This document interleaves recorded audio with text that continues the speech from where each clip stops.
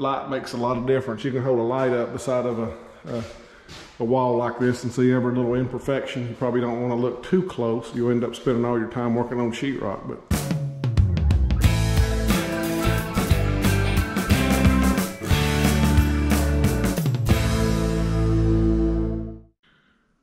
welcome back to episode 22.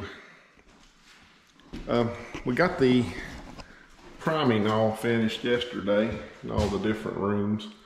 Of course, the only finish coat we've got on right now is this ceiling in here. But cleaning out the brushes and stuff is a real hassle outside, especially when it's nighttime and dark and cold.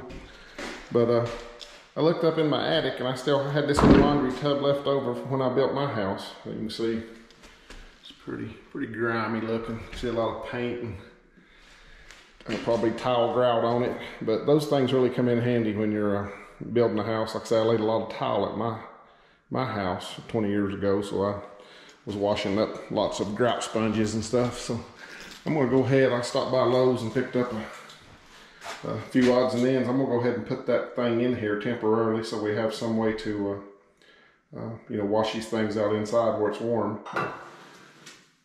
Okay, I cut off our test cap. That was one that has two test caps. If you remember from the earlier episode, that test cap, the little flush one leaked and we stuck this 2-inch cap on the outside to get through our test. I just cut it off and put a 2 by 1.5 inch reducer and then glued in a 1.5 inch trap adapter, which of course accepts these little plastic traps, or I guess you could even use a chrome trap. But I think this is probably the same trap that used to be on this sink, because I can see the grout and the paint down in it here. So I was able to reuse it. Now on the pecs, I just cut off the, I cut them off at this height. They'll probably be lower than that once we put the cabinet in. But really nothing we're doing here will be wasted, with the exception of these crimp rings on the pecs. You have to cut them off in order to, you know, get the thing apart. For instance, when I put this cabinet in, I'll cut these valves off so I can drill a small hole and slip the pecs up through the bottom of the cabinet. I don't know if I cut that off. Here's this little plastic test cap that I was using, and you can see I cut it off. I needed to cut it off just a little bit closer. But basically they make this tool right here that you can put in, and showing it, and you can cut through the PEX ring a couple of places, and then the ring's gone, and then you can actually cut through the plastic a few times and it makes it larger because that ring kind of compressed it. Let's cut that ring again. That ring kind of compressed the plastic, made it fit tight on those barbs. But if you just run your little tool around it a few times, of course this plastic cap probably ain't worth saving, but that, you know, $9 or $10 valve will be when the time comes. So there's a PEX fitting we can use again, and we just throw the ring in the pipe away, but that way you don't really waste anything by doing something like this. So I let's see, I bought a couple of, I just bought 20-inch because I was thinking I might put my valves pretty low in the cabinet. 20-inch 3/8 hoses here.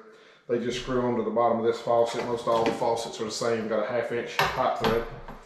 And I'll go ahead and tighten them up while I can get to them good. And then just because I'm doing this temporarily, I can actually pull the PEX out here and tighten it up where it's easy to get to.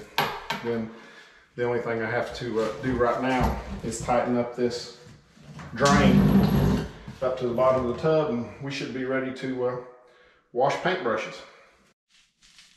I'm down here in the basement. I had let off a little bit of the hot water side on that pop off in order to make sure there was nothing in that red line that I cut in the laundry room upstairs. But this expansion tank is supposed to be set to the same pressure as your water coming in.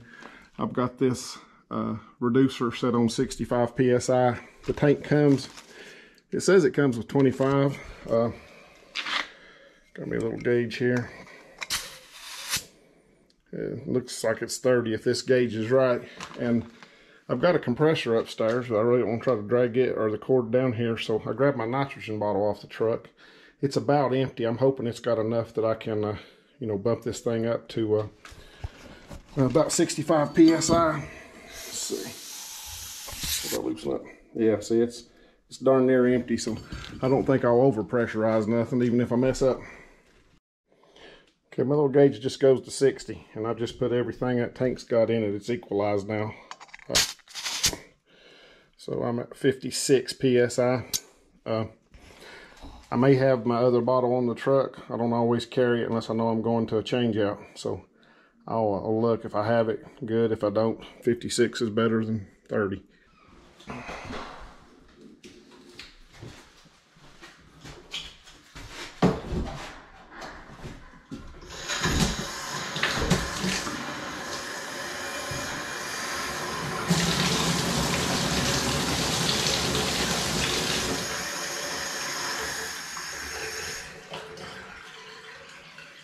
Water. Well, the ceilings are painted out, and that sink sure does make cleanup easy. So I'm getting ready to leave here. I've got to go pick up some stuff for an install, but Missy came by after lunch and brought me this. She bought me a GoPro brand battery for my camera, so that's really going to help me out. She saw the video and saw that the other one she bought me, that the quality of them wasn't that great, so she got on the computer there and ordered this one and got it here on a Monday midday, so she must have paid extra for shipping. She's a good kid. Hey guys, we got another rainy Saturday here. Looks like it's going to rain for next week. We've had a few warm days though, but what we're trying to do today, I got down in the floor over here the other night and put that range outlet in, and when I stood up, I was covered in this old white powder that come off of the drywall where they cut it, and also where they sanded after they did the finish. So what we're doing, we're trying to get these floors cleaned up a little bit. I mopped this one yesterday when I come by here and met the insulation guy, and I mopped it twice, and it was still, of course, dirty. So I had this little hard floor cleaner that I use on the tile at my house. So I brought it over it. It sucks the water, puts the water down out of one tank and sucks it up and puts it in another tank, so that way you don't, it's not like a mop bucket. We're putting the dirty water back on the floor. So looks like it's drying out nice. I've started putting the outlets in the rest of the house. I was going to try to get all these in before I painted, because I'm bad about touching the wall or scratching it with a wire or something. So I've ran out of the little twister wire nuts on the van, so I'm gonna have to run and get a bottle of them. Need to get a little more wire for some pigtails too, but I've only got one plug in on this end right now, one outlet, so we're using extension cord. Got quite a few outlets down on this end now, so it's getting better. That's the kitchen outlets.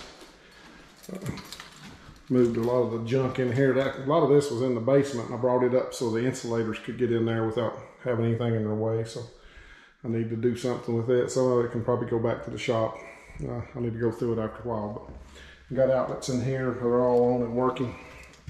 Outlets in here. Got me a new filter for the media filter downstairs. Whenever I get through cleaning this floor today, I'm gonna go down and swap that out. But I've got every light in the house on, including the porch lights and the basement lights. That leg is pulling 0.9 amps. This leg is pulling 1.48 amps. So for 2.5 amps, roughly, we're burning 38 lights, and I guess a couple of transformers. You got a doorbell transformer and a transformer in the furnace down there. I can't think of anything else that would be on, so this thing ought to be pretty easy to keep lit up. We got 38 of the lights. They're 8 watts a piece. That's 304 watts. The lights are running on 120 volts, so that's 2.5 amps. So that would be about right, because you got the 1 amp on one side and 1.5 on the other side right now. So we're basically dealing with that amount of wattage. So you're buying electricity by the kilowatt hour. So we're buying 304 watts to burn all these lights.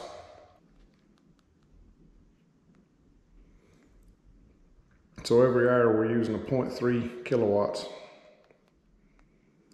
So all day long we'd use 7 kilowatts if we left every light in the house on all day long. We're paying a little less than 9 cents a kilowatt hour. So 65 cents a day you can burn every light in the house all day long. Which of course nobody's going to do, we hope. But I think it should be pretty energy efficient. We've got all the outlets in. Here's an example of why I wanted to put these in before I painted, because inevitably when you're twisting wire nuts on or whatever, sometimes the wire will get over and hit the wall and mar it up a little bit. But got the floor nice and clean. Missy worked on it all day while I was working on the outlets. So this is, I bought one cover plate and took it around with me when I'd see a spot that might be a problem, and this is a problem, it won't cover. So that'll be a place I have to patch when I do all the little touch up. Of course we had this place in the hall here we talked about on the last video. I haven't done it yet. But look how that disappears when you turn, well, it didn't quite disappear. We got more light in here now than we used to. Went ahead and got all the can lights installed. I brought the fans over from the shop too. I had them stored over there, the actual internals. I just brought them by here when I had to go to the shop and get some wire nuts. So I'll stick those in tomorrow if I get a time to get by here. But it's coming together. At least we can plug something up about anywhere we want to now. That's a lot of outlets when you start wiring them up. My fingers are sore. So it's dark and it's pizza time.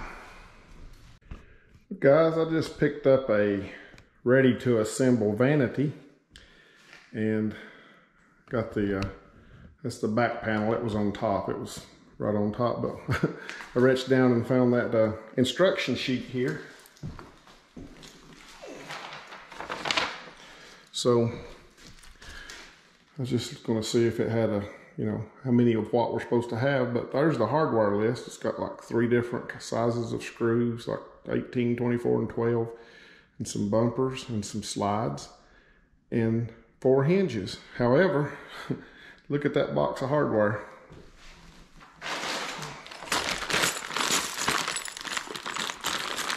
I see 2 different kinds of screws and a whole bunch of little white L brackets. So I'm thinking those instructions are going to be worthless. I'll unpack it and see what we got. Okay, the first layer was the back. The second layer was actually the face frame and all the drawer fronts and doors and the little panel under the sink. They were all laid together and bubble wrapped and shrunk wrapped or whatever. So it actually looks like it made the trip pretty well. What's left over here now is, I guess those are the drawers. Looks like finger jointed hardwoods of some sort. Got nice dovetails on them. So I'll get those unpacked. I guess we're needing the sides and the bottom still yet. Okay, it looks like we got enough stuff for 4 big drawers and 2 small drawers and 2 doors and a panel under the sink. So I assume this is a toe kick and sink bottom, or the actual vanity bottom. It's actually made out of plywood rather than pressboard, which is nice.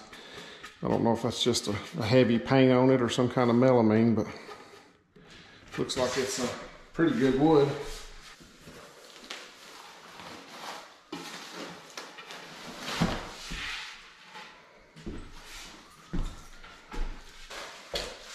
And all these drawer bottoms, they're also like a little plywood.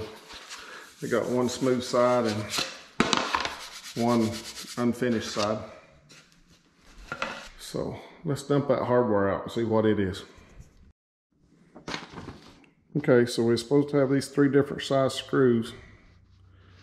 I guess that's millimeters. Supposed to be 18 of one size, 24 of another size, and 12 of the third size. I've got 3 different sizes, but I have a whole bunch of little short ones, 4 rather long ones with rounded heads that look like they probably hold the hinge to the actual face frame, and then 2 longer countersunk head screws that I'm not sure about yet. Probably, if anything's right on this, that's probably those 2. It probably screws through the back into the floor. So I'm guessing that they changed the way they build them and didn't change the instructions. I'll go over here and look at these panels and see if I can figure out where all those L brackets go.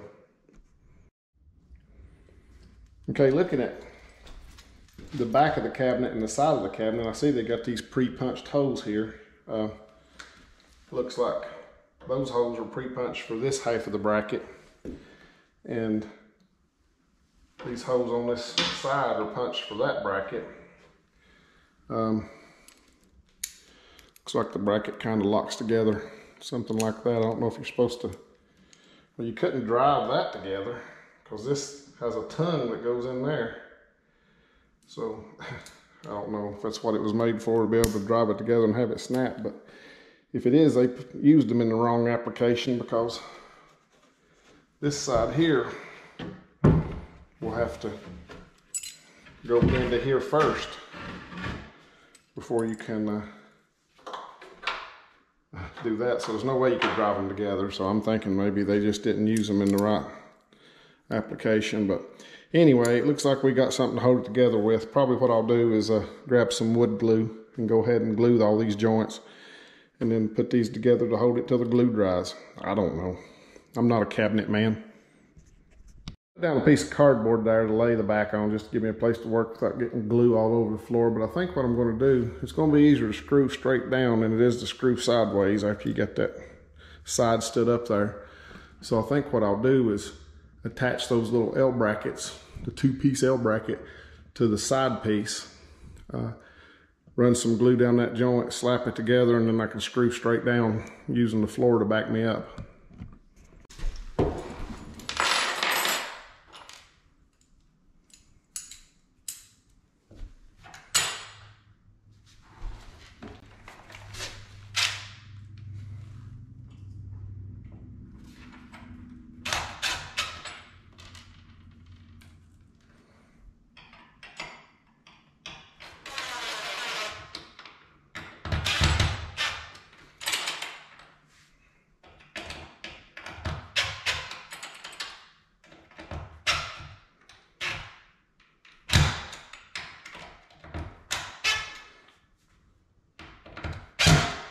So even when you tighten this all the way up, it leaves a little slack on that side piece, so that should be good.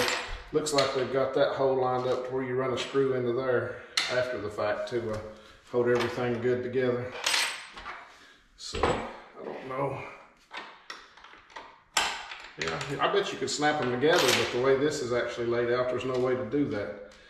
There's no way to physically take a board and slide it in here and snap it at the same time that that tongue goes in that hole. Just impossible.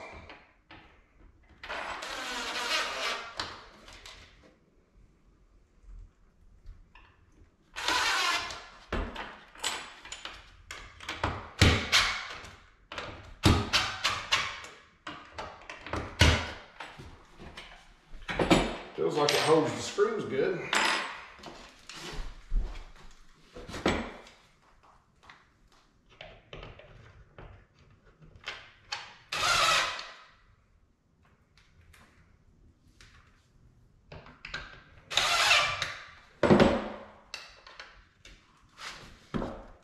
Yep. See, that would work if you had the thing actually designed that way. But at any rate, I'm going to glue this piece together and make sure everything seems to go. Hopefully I won't get in trouble by needing to do something else first.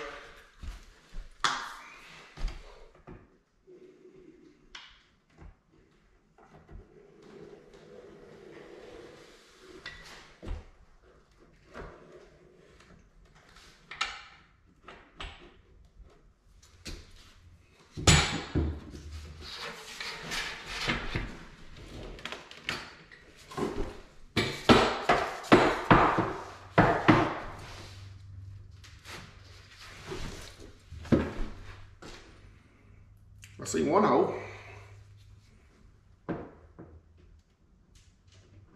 Ooh, if I can get in it.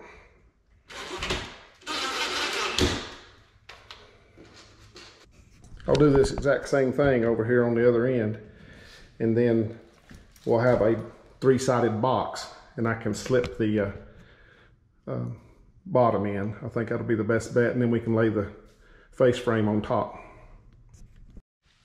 Okay, well, I got it laying here on the floor with the back turned up. I'm going to open up, those jar glides come in a separate box. I'm gonna open them up and see what's going on with those big holes, see if it requires screws or what, because it'd be a lot easier to put them in right now. Okay, here is the support that holds the back of the jar glides. Looks like these little plastic things fit into two holes, and then you got a couple of holes with these little countersunk screws to go in. So I am going to go ahead and stick all these in while it's easy to get to.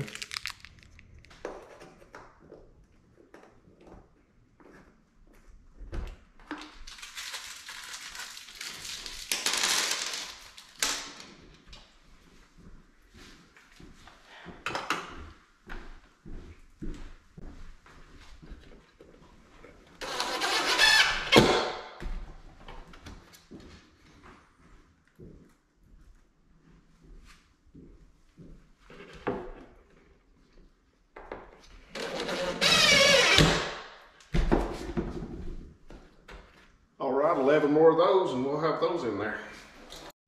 Okay, in this application, since the face frame lays right down over top of this, it looks like we can actually put the brackets on both pieces. Did it over here as well. So that way this piece can slide down the bracket at the same time this slips down over the side. And I'll go ahead and I'll glue it on the bottom part and let this come down and set in the glue. So we'll see if we can get that knocked on there.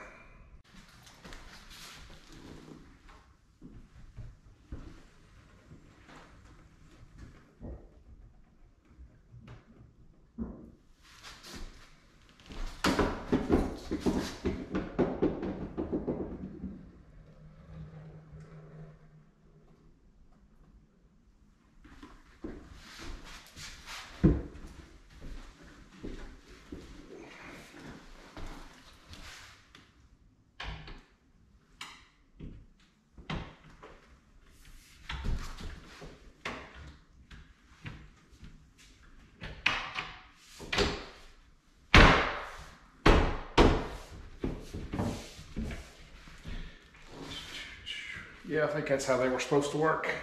So I'll just get the centering screws in, tighten it down, and we'll be ready to stand it up. Okay guys, this toe kick is a little weird because, well, first off, it's, you know, it's not finished on the edges, and nor is this cabinet. And if you put it down in here, it actually fits back inside of here. But the screw holes they've got would have it mount, if you use those same brackets, the wide piece here and the L bracket here, it would have it sticking out here where there was an actual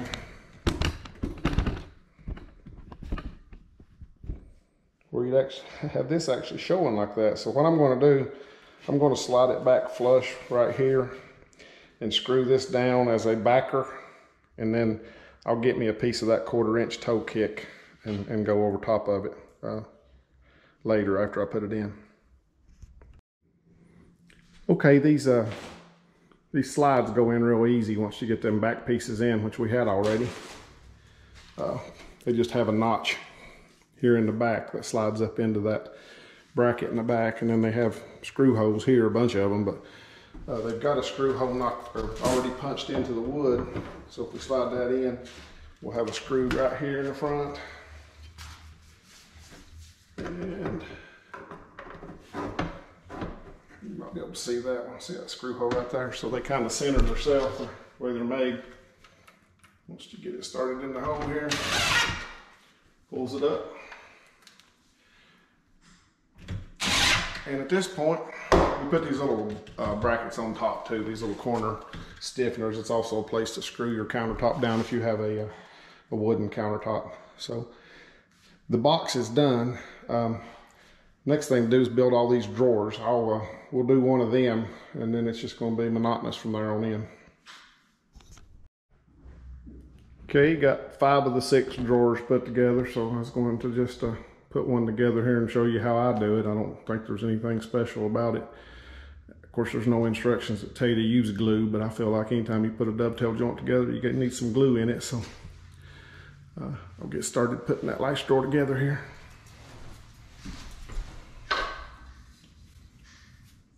I'll just put a little glue down in the pocket on the back and the front. Then take a side piece, and the only important part here would be make sure your grooves are on the same side for the bottom. You can see it kind of fits, you know, pretty snug there. So you need to mount it.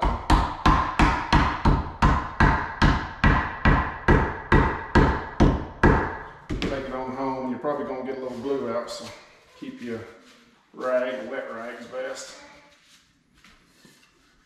So then I usually do what I did on all these. I did the back and one side, and then I put the front on that. And then I slid the bottom in and put the last side on it at the end there. So make sure you're working with the right edge here, which one you need. Glue it up. Put it together, and you see I've got these blocks here. That's so that front can hang down over the edge and not be beaten against it. I'll just be beaten against the actual inside of the drawer box.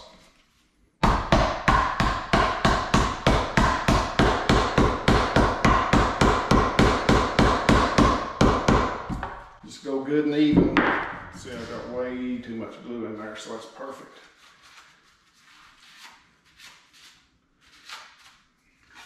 Then, you got to remember to put your bottom in. The bottom has a rough side and a smooth side. So, I prefer the smooth side on the inside. Now you got to glue all of these, both of these pockets at once now.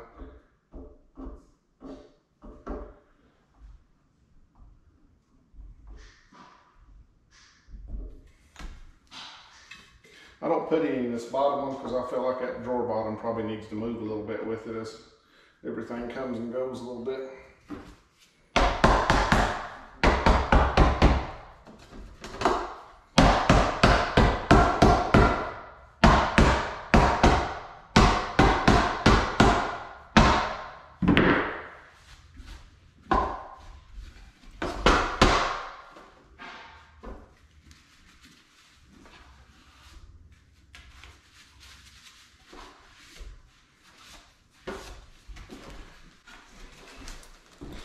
And it makes a nice little drawer there. The only thing left is what do you attach it to these slides with. And it's got 2 holes drilled in the back piece, which will fit into 2 little prongs. But the front needs something to actually latch onto here and here. And we've got those right over here. I'll show you those. Okay, here are the little pieces that actually latch the drawer into the onto the glides. You can see that's how you would actually trigger it to release it when you want to take the drawer out. And of course they say right and left on them. It's right and left as we're looking right here. They just fit up in the corner here. And they make screw holes. They got screw holes in these sides, which we'll be using because we got thick wood here. They have some screw holes straight down, but that floor is only like a 1/4 inch or something, maybe 8 millimeter. But that screw would probably stick all the way through it. So I'm going to just toe screw it right through the sides here.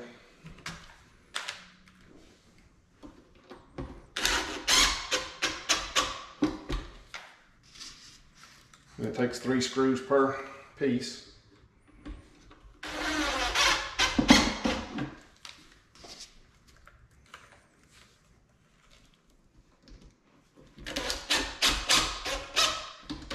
And same thing on the other side. I'll get it done, and then we'll have to figure out the door hinges for the 2 doors, and then we got to mount this blank up here for the sink over in the corner. I've got 2 little L brackets left, so I assume that's what it's for. Okay, here's the hinges that came with these things, and you can see they've got what I can best be described as a plastic anchor. It's not threaded, it's just an anchor with little I don't know if you can see the edge of it there or not. But I don't know. The way I got that other one in is I took the actual screws out of it.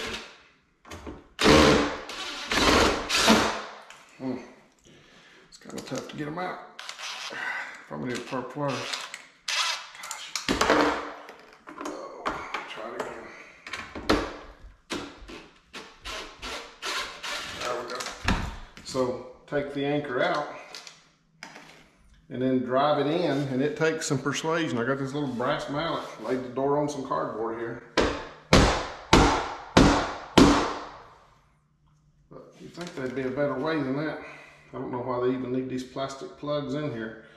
I thought that would be more like if you made a mistake and needed to drill it out and fix it, but they're tight.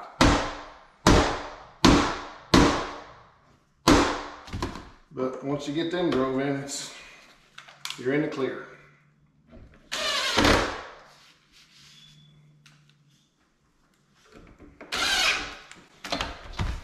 And these hinges, they've got holes over here in the actual cabinet already punched to screw the hinges to the actual face frame. And that's what I guess those 4 different screws are for. Again, there's only one screw on each hinge that holds the door to the frame. And then you can see the little brackets that I screwed the front panel on for the sink skirt. I went ahead and see those little rubber bumpers. I went ahead and put 4 rubber bumpers on it. That way it'll hold it out the same distance as the drawers and everything else. Okay, what I've done, I set the vanity up against that far wall and pushed it back against that drain line and measured off the wall on both ends to make sure it was, you know, halfway square and where it was going to be sitting. And I just reached down there with my big arm and the Sharpie and kind of roughed out a hole. I've got to cut it bigger than the pipe anyway, because you can see that 90 actually sticks through the wall, so it's bigger. It's like the belt on a fitting.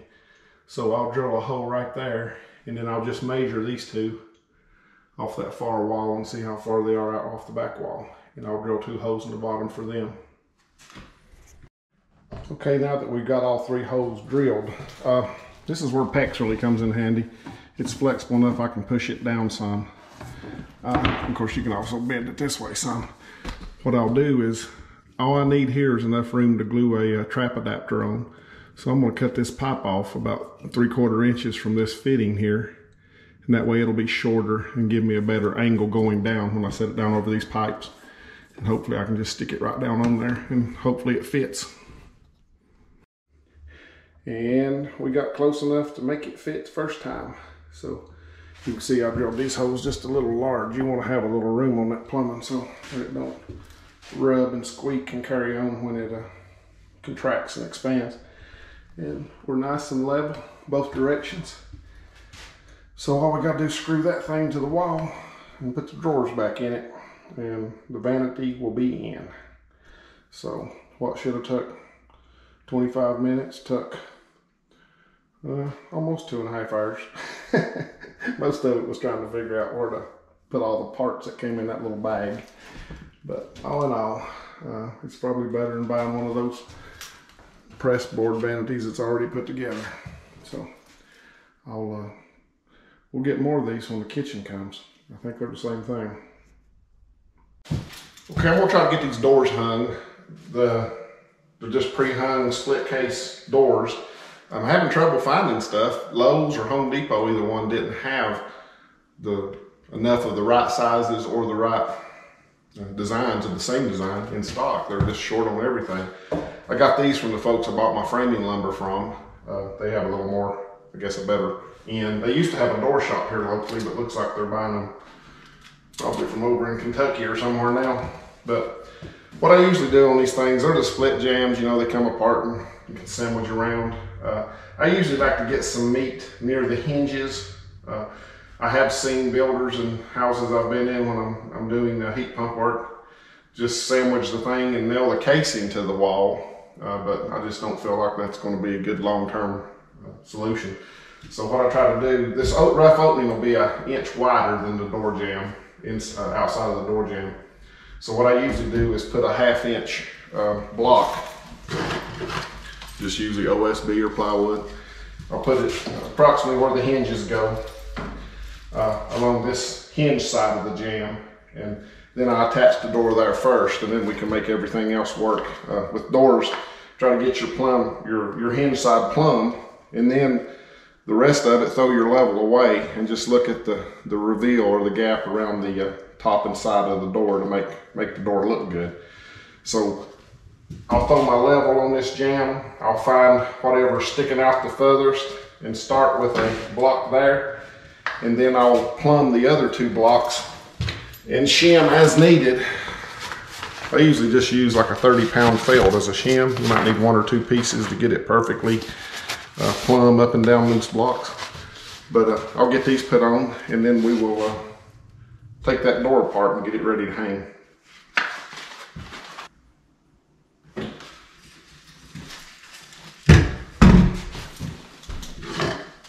Looks like my door jamb is out the farthest on the bottom. So I'm just going to tack this block right down here to give me a place to start.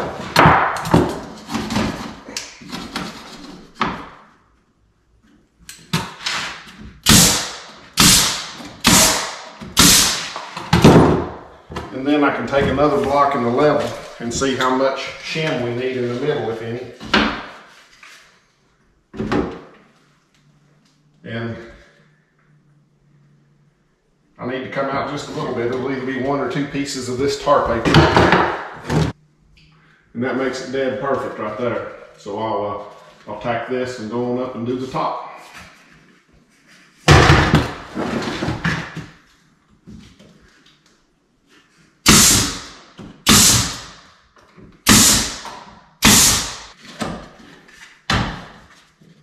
Oh yeah, that's right.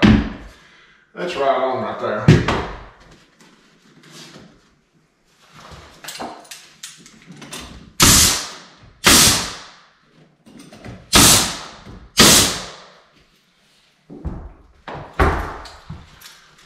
So now we have a good solid jamb to attach our door to on the hinge side. I'll go ahead and open the door up and pull out the staples that they use to hold it together for shipping.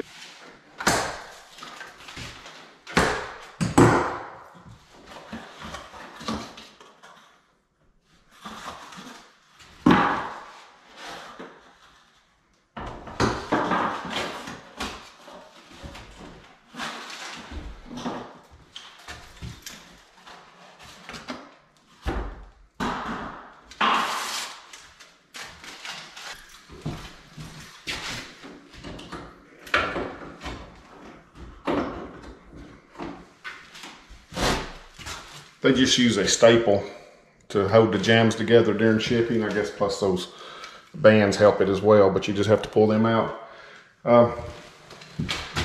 Sometimes they'll get a little wild with their stapler and actually they staple it together up top, so you got to watch for that.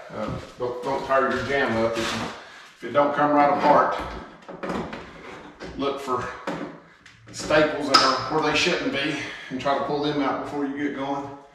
I don't see any more in this one. So with that, this space frame should pull out of the door side of the jamb. And we can bring it outside the room where we'll need it. They put 2 nails through the jamb into the side of the door to hold it shut. You've got to pull them out before you put it in, or you can't get in the room.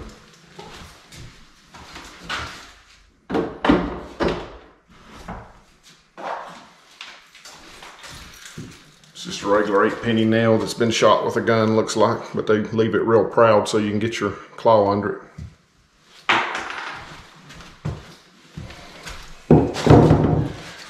Then I always keep a handful of shims handy, because what you can do is set the door in there open 90 degrees, shim it up on under the door, and it'll hold it up for you while you work.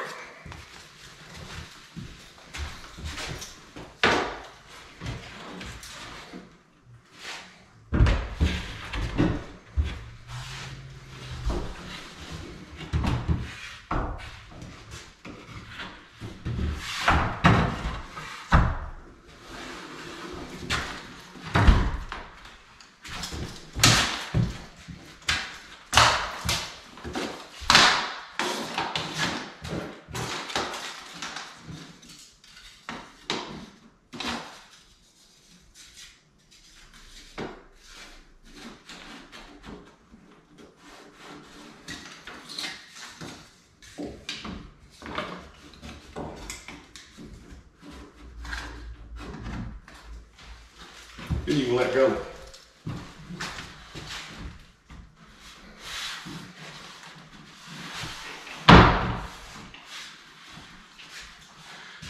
Now, since you already know this side is plumb, you can attach the door at those locations and feel good about it.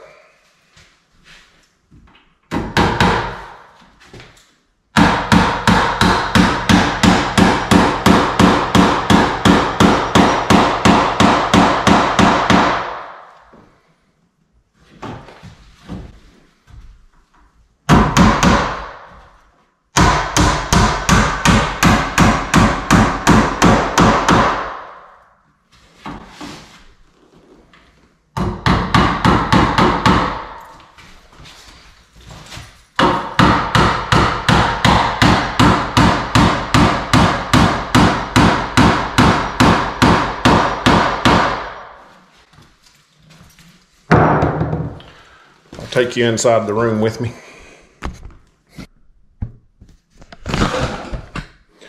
So now I'll take my shims out now that the jamb, the frame should hold the door up.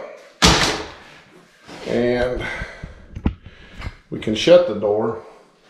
And this leg on this side over here, of course, isn't attached yet, so it can be anywhere. So I'll just get it back out of the way. But what I'm going to look at right now is the top of the door. That's the first thing we need to check. And can you see how the gap is small on this side but very large on this side? That means either my floor was out of level, or more than likely this door is actually, this leg was longer than the other side. And the way you can tell is look here at your door latch, and you can see that it needs to come down an easy 3/16 of an inch to be centered with the drill for the lock set and the hole for the latch over here. So what I will do is get my little vibratory tool, and I'll take off the bottom of that jamb down near the floor. Probably lay down a piece of cardboard or something under it just to give me a little bit of depth, and I'll take a little bit off. We'll end up doing it again when we put the flooring down, but we're just trying to get the door in right now.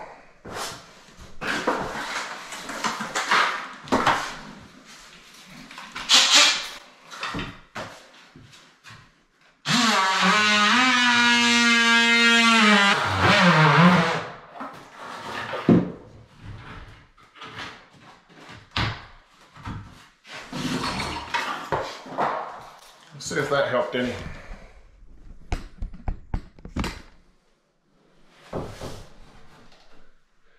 It looks pretty close now. Again, what we're looking at is this gap right across the top. We want it to be the same. And then you can see the gap on the side right now, maybe. It's close up here and very wide down here, but of course we can push this anywhere we want to right now. So, because it's hard to see this gap on this side and shim it out on the other side at the same time, what I usually do is just bring my iron nailer in here and pin this casing to the wall and make my gap look good down through there. And then you can go around back and put the shims in whatever thickness you need at each location. Okay, I just brought the air hose through the doorknob hole so that it won't interfere with the bottom of the door in case it rubbed or picked it up or anything. But on these doors, they have a little spacer right here from the factory they put in there to put it together with, so I usually just pull in against that and try to use that same gap all the way down.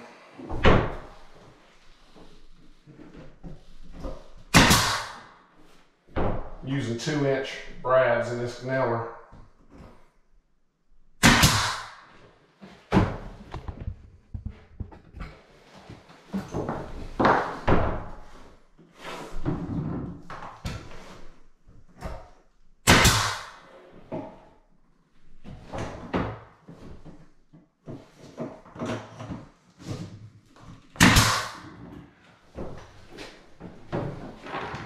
And while we're in here, we can go ahead and nail around this jamb as well, but it'll be just the same exact thing, so I won't bore you with that.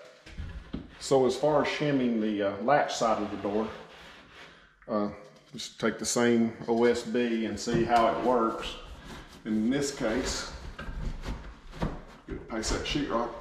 This top piece looks like it's going to be just right. Before you go too crazy though, just make sure, go ahead and go in and shut it and make sure you didn't change anything, which it looks fine.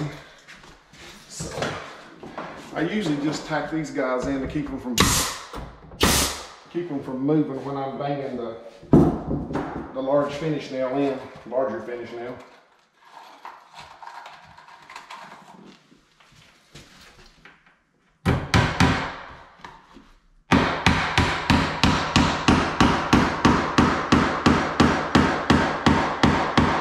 What I'm doing with this hand is just squeezing the jam good and tight back this way. You don't want to get it out of square that way, or the door might touch at the bottom and not at the top or something. Same thing would happen if your wall was out of plumb, and then you'd have to start trying to tweak stuff to get the door to touch all the way down. Okay, since the top one fit, that means more than likely this one down here is not going to fit. As you can tell, she's a little loose. So we'll go back to our tear paper and see if we can get it just right.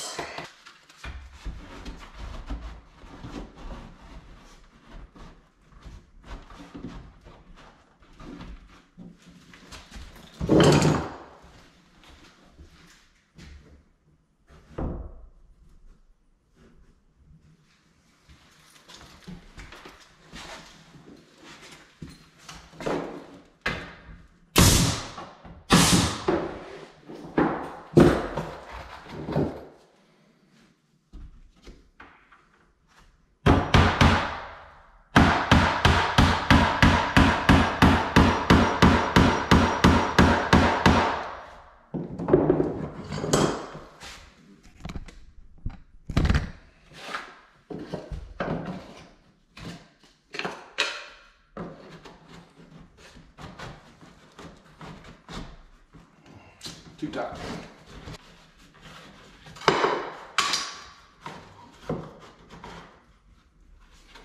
I think I'll do down here is just use 2 shims and a block rather than stacking up that much paper. So I'll go ahead and pin the OSB down so I don't have to try to hold it. Do this top shim so it'll hold itself. Need to run it back where we can get the nail through it.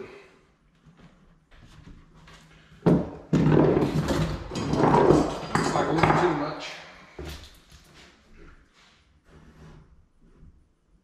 Actually, looks pretty good right there.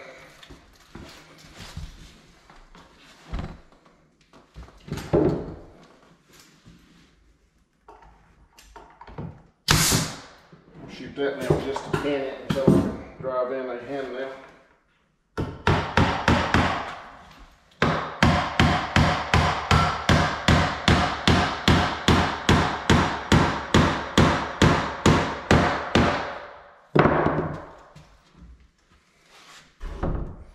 Only thing touching now is this little strip that we held it over against, and it's just a piece of, the only thing touching now is this little piece was rubbing right here where the spacer that they use to hold it apart when they're building it. Perfect. So now I got to grab the outside frame and put it on. I'll back you up a little bit for that. I'll probably end up, since I had to cut this leg off down here on the inside, chances are I'll have to cut the same amount off this side over here in order to get it together, but we'll find out.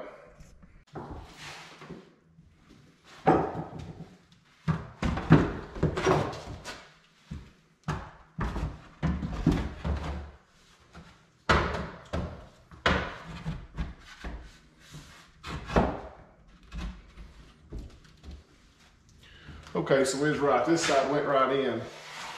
This side over here, the leg is too tall to go back in that gap. And they do a terrible job fitting this trim. So what I'm gonna do is do the same thing at the bottom. I'll cut a little bit off with the little vibratory tool, and that way it'll drop down enough to go in.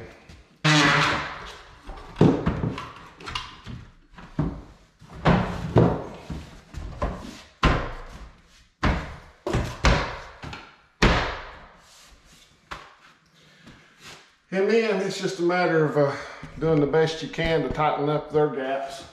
Might be able to pull this together and shoot a nail in from the side. But about every door you buy looks like that. Time it probably looks pretty good when they first assemble it.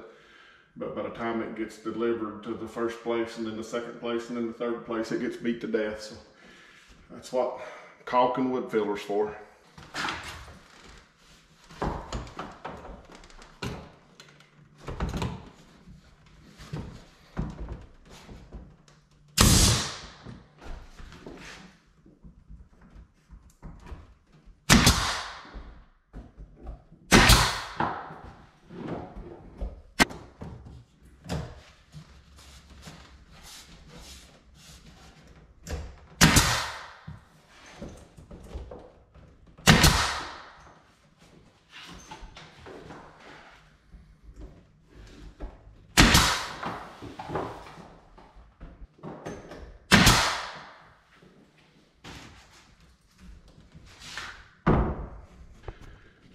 And there's our door. Probably took longer to keep turning the camera on and off and moving it than it did to put the door up. So I'll come back here and put this one up next. It might be easier now that I know what I need and got all my tools out. Now remember, since this room's already been painted and you don't have your door stops on yet, you want to be careful that you can't slam the, push the door open and slam into the wall. Or you can do like I did and plan ahead and put an outlet right there to catch it. Okay, we're still waiting on kitchen cabinets. You can see where we've painted the walls there and left out for the base cabinets. No point in wasting paint behind the cabinets necessarily. But we've got a couple of coats on this baseboard. We're not going to put it down until after the floor. This stack down here still just has one coat on it, so we put a second coat on that. Tomorrow morning we can stack it over somewhere and put the last of the baseboard up. What we've been doing this afternoon is cutting up this stack of trim to make the trim around the windows. And we're getting ready to do the last one in here in this big window in the front bedroom. So thought we'd bring you along with it. Got the 4 pieces. We just went ahead and measured everything and cut everything at one time. That way I was able to, the trim comes 14 foot long. That way I was able to utilize it the best without a bunch of waste. So just figured out what pieces we could get out of one piece of trim and went ahead and cut everything. And like I say, this is the last piece. We'll get it tacked together here and put around the window. And then it'll be a matter of filling nail holes, caulking, and painting.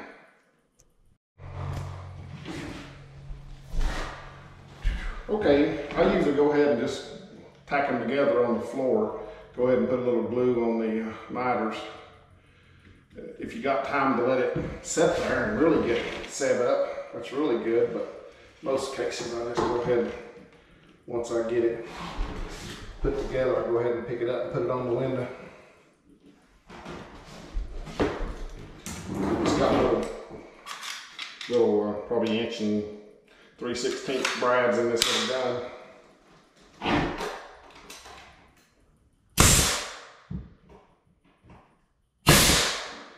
Just tack these 2 corners in the big stuff, that way it's got some meat to go into. Then just keep you a wet paper towel or something to wipe off the excess glue. I really had some excess on that one. Better too much than not enough though, I always say. So we'll just work our way around all 4 corners and get this thing tacked together here on the floor. And then once she's all tacked together and glued, you can, especially a big one like this, it's probably best to let it set for a few minutes before you pick it up and have you a helper. No way you can pick this thing up and hold it and nail it in the right place. Okay, we got it tacked on the 2 corners at the top, but either this trim is bowed down or the window's bowed up, but either way, you're just trying to go by eye now, just trying to make something that looks good. So just push it up, nail it off a couple times.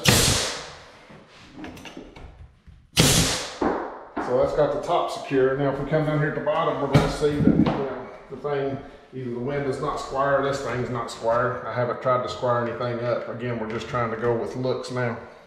So we just pull it over to where we think we're good. Let me look at this side right quick. I'm thinking about right in there somewhere. And then the bottom actually looks pretty good. So.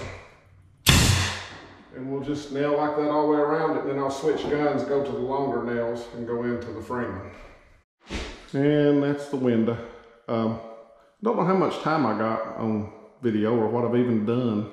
Probably putting that cabinet together took longer than anything, but it's a Friday, so I'll see if I've got enough stuff to put a video together. Hopefully we'll have some more fun stuff in the next one when we get those kitchen cabinets and start getting them in. Thanks for watching.